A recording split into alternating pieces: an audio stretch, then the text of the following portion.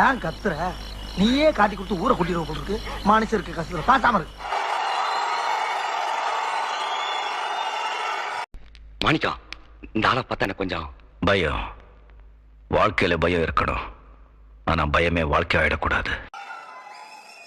அதனால இங்க டெய்லி நடக்கிற பிரச்சனைகளுக்கு சம்பிரதாயத்துக்காக ட்வீட் போடுறதும், சம்பிரதாயத்துக்காக அறிக்கை விடுறதும், சம்பிரதாயத்துக்காக நானும் மக்களோட மக்களா இருக்கிறேன் காட்டிக்கிறதும், இதெல்லாம் பெருமையா?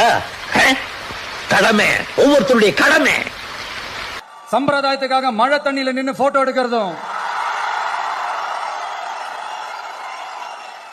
எனக்கு அதுல கொஞ்சம் கூட உடன்பாடே இல்ல. எங்களுக்கு வேற வேலை மாதிரி இல்ல. பட் என்ன பண்றது, நம்மளும் சம்பிரதாயத்துக்காக சில நேரத்தில் அந்த மாதிரி செய்ய வேண்டியதா போயிடுது. பட்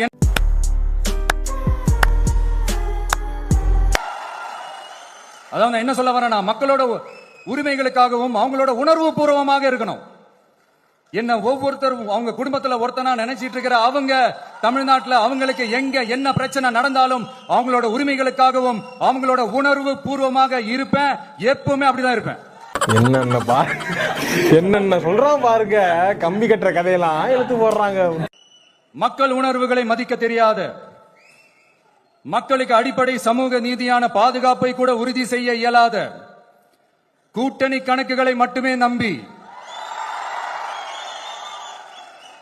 இருமாப்புடன் 200 வெல்வோம்.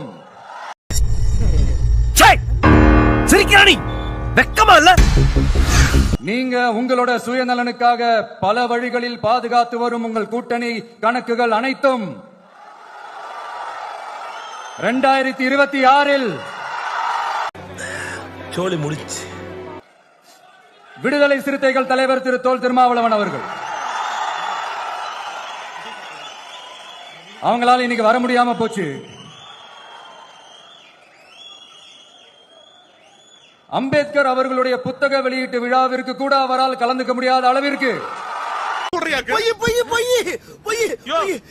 கூட்டணி கட்சிகள் சார்ந்து எவ்வளவு பிரஷர் இருக்கும் என்று என்னால் யூகிக்க முடிந்தாலும் நான் இப்ப சொல்றேன், அவருடைய மனசு.